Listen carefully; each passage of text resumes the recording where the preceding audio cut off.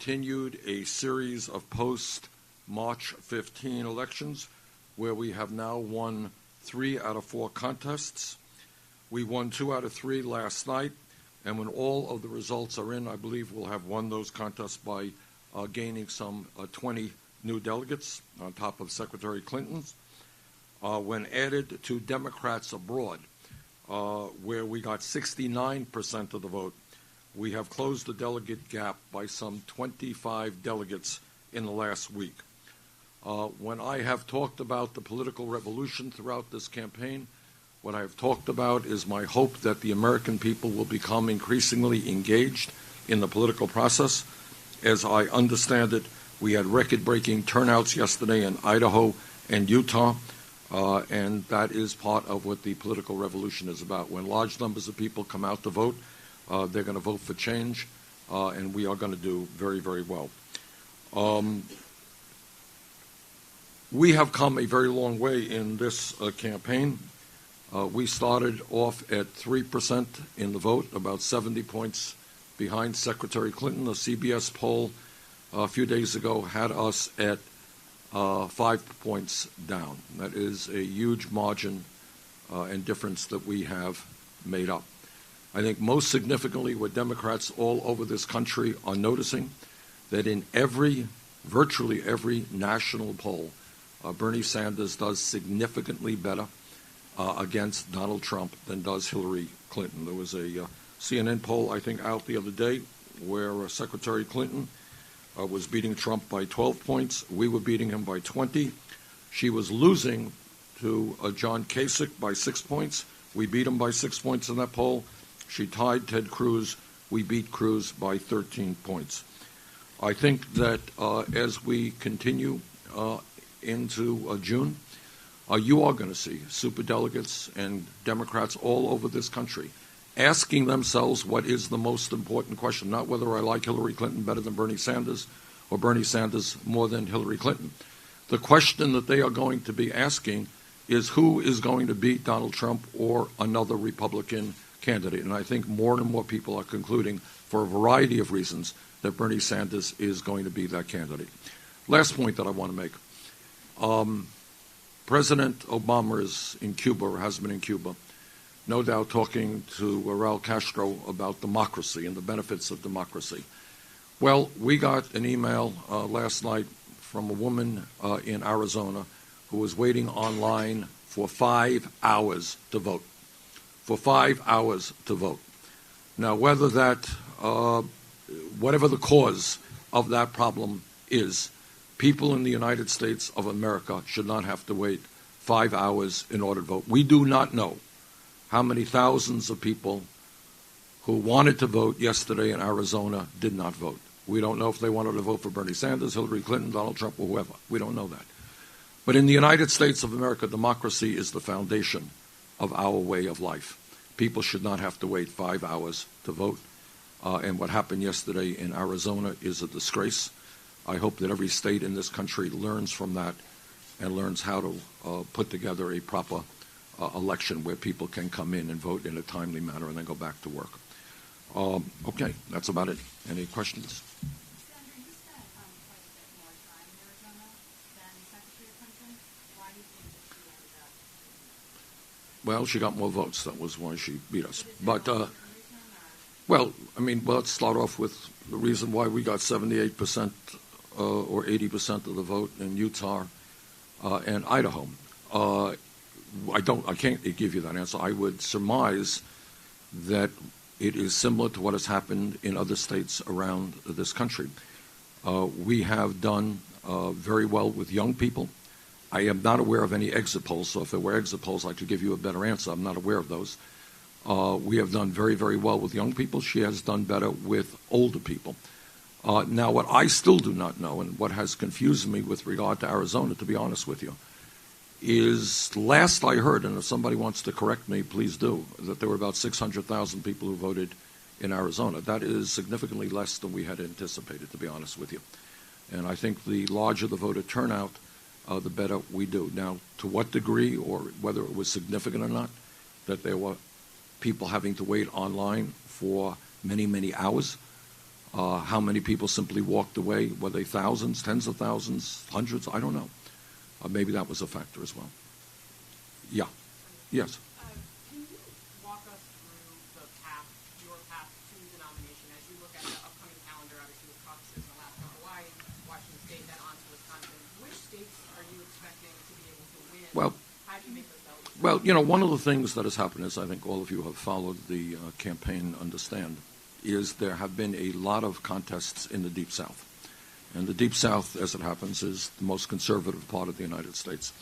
We are now moving west, where I think you're going to find Democrats far more progressive. We did very well, obviously, in Utah and Idaho. This weekend, there will be contests in Washington, Alaska, and Hawaii. Now, I'm not into speculating. I don't know what the results will be. We're working hard in those states. We think we have a good chance to win those states. Obviously, the major states that are going to be coming up in the next weeks and months will be California, largest state in our country, and New York State. We are working hard in those states, and we think we have a good chance to win. So if we could do well as we did in Idaho and Utah, if we can do well in the state of Washington, and just a couple of days ago, again, I'm not predicting, I can't tell you what the results will be, but we had 35,000 people coming out to 3 rallies in the state of Washington just a few days ago, and we're heading back there. So if we can win in Washington and Alaska and Hawaii, if we can pave the ground for a victory in California, in New York State, I think we have a path toward victory. How do you feel San Diego's rally went last night? Well, it was great. It was great. I wish we could have had a venue that could have allowed more people to get into one room. We had to do it into 2 separate rooms. But I don't know what we had out, 13, 14, 15,000 people. And again, one of the points that I want to make is what I am gratified about in this campaign is that we are doing so well with young people. And that's just not a demographic, What that is the future of our country. It is the future of the Democratic Party. And when we win overwhelming percentages of the votes for young people, it tells me that the young people are tired of establishment politics and establishment economics. They understand that there is something very wrong with our economy when they are likely to have a lower standard of living than their parents if we don't turn things around. That's the American dream in reverse. And I will also tell you that the young people of this country are tired of doing the right thing, of getting a college education or graduate school education and ending up $50,000, $100,000 in debt. They think that does not make much sense, and I agree with them. And also, we find a tremendous response to the need to take on and combat climate change, to transform our energy system away from fossil fuel to energy efficiency and sustainable energy. That is also something that young people are, I think, very interested in doing. Yes, sir. Does your future California schedule depend on what happens this weekend and the other No, it does. Look, right now what you're asking me is, what's your path to victory? And that's a fair question. But 10 months ago, what you would have said to me, hey, come on, Bernie, you're a nice guy, but you have no chance to win this at all. So we have come a very, very long way. We think that we are the strongest campaign to defeat Donald Trump. We are in this thing to the end. We think, from a simple, let me give you 2 reasons why. I know media gets a narrative, and this is the new narrative of the week, but why in God's name would we not give the people of New York State and California the right to determine and voice their opinion as to who the Democratic nominee would be? It's absurd. Of course we would. But second of all, and more importantly, if, as is my goal, that we defeat a Republican candidate in November, the way you do that is to generate a lot of grassroots enthusiasm. And the way you generate grassroots enthusiasm is to have real debates on the real issues facing the American people and campaign in every state in this country. That's how you bring people together. What happened yesterday in Idaho and Utah, there were lines a half a mile long of people just trying to get in to participate. And those people will vote in November.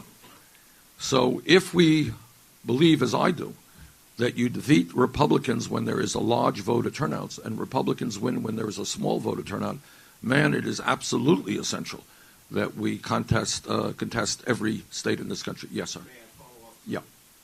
Your party nationally has written off California for years. You're right. Until it's expedient. Well, that you raise a very interesting issue, one that I feel strongly about. And if elected president of the United States and de facto leader of the Democratic Party, I will change. I believe from the bottom of my heart, and I'm not introducing a new idea. I have to tell you that my fellow Vermonter, Howard Dean, raised this idea a long time ago. And that is, I don't understand how you could be a national party unless you're active in 50 states in this country. Democracy is, to me, what America is about. And you don't write off California or Vermont, by the way, because you think these are strongly progressive states. The people here have a right to listen to the debates, to get deeply involved.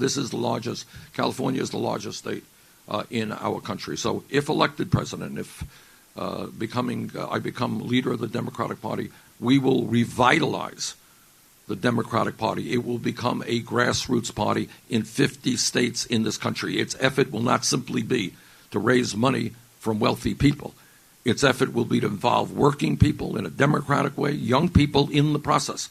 You know, I have been to meeting after meeting all over this country. We have 10, 15, 20,000 people, young people, many of whom have never been involved in the political process, working people who have given up on the political process. They're coming out. And then I go to Democratic meetings, and you have 1,000 people out there. So we need to revitalize the Democratic Party, make it a party of the people. And when that happens, the Democratic Party will be strong all over this country. Let me just conclude by saying this. To my mind, when you look at the Republican agenda of huge tax breaks for the wealthy, of cuts to Social Security, Medicare, Medicaid, a refusal to accept science and climate change, this is not a party that can win a national election. Problem is, we've got to revitalize the Democratic Party. When we do that, we will win very easily. Yes, sir. Hillary Clinton won 8 out of 10 counties in Southern California. She won pretty much the Central Valley. She only lost the Bay Area. She's outraised you by California government. I think it was on $26 to $9 million. What's your strategy for California? Well, let's talk about fundraising. She may have outraised us in the counties, but we now have raised over $5.5 million individual campaign contributions. So if you're talking about money equating to grassroots support, I don't think there is a debate, but that we have that. She raises a lot of money from wealthy people. That's true. Our average contribution is $27 apiece. I think we're well over 5.5 million individual contributions from close to 2 million people. I can't give you the breakdown for California.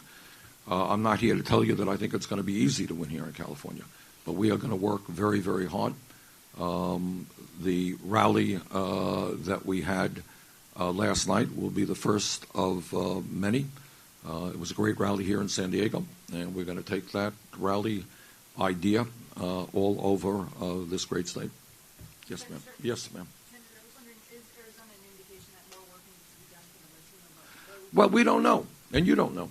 You know, what we learned is we started off in very low numbers with the Latino vote. If my memory is correct, we actually won the Latino vote in Colorado, and we have done increasingly well in other states. So I don't know what the breakdown is. I suspect that among young Latinos, we probably won. So we are doing very well, but obviously we can always do better. But I think we have made very significant progress with the Latino community. To follow up on that, I just want to see if you're going to be focusing or changing anything to do with these tax. Well, California is just, I come from the state of Vermont, which in California would be a small town. So it is such a huge state. And we are now, putting together our organizational approach. And, one of the difficulties is that media is so expensive here. I mean, you could just spend a huge amount of money with relatively little media. So, our campaign will be based on grassroots activism, as it always has been, on working and bringing out the vote with working people, with young people, with veterans. So we got a shot. It's not going to be easy, but I think we've got a shot to win here, and I think we've got a path to the White House. Yes, ma'am. Ma'am, yes. You guys spent a lot of money and time in Arizona and also in Ohio. So I'm wondering if you guys are changing any strategy. Well, let me talk about these things. So let me repeat it because sometimes there is confusion. What we are talking about now are delegates. All right? We lost Illinois and we lost Missouri. We lost, I think Secretary Clinton ended up with 3 or 4 more delegates than we do, right? And I know the headlines is she won the state, but add them all together. We won with Democrats abroad, more delegates. The margin was greater than she won in Illinois and Missouri, okay? So the point is delegates at this point. And last night, as you know, we ended up with, I think, 20 delegates more than she did. That's what we got by winning decisive votes in Utah and in Idaho. I'm sorry, did I miss your point? Or? I mean, you guys spent like $1.3 million in ads in Arizona. Do you wish that you spent less time here? Do you feel like you think all the effort you put in that you closed the gap a little bit? Look, again, it is a question of delegates. If we had lost Arizona to the degree that she lost Utah or Idaho, it would have been devastating. I don't remember the exact number of delegates. We'll be shy in Arizona. It's, what is it? We have a number, Mike, is it 15 or something? 15 delegates, all right. And if we had done poorly, it would have been 30 delegates or 40 delegates. So we won last night. Of the 3 states, we ended up with 20 delegates more than her. Throw in Democrats abroad. We had a pretty good week where we won 3 out of 4 contests and ended up with some 25 delegates more than she did. Thank you all very much. Okay. See you around, I am sure.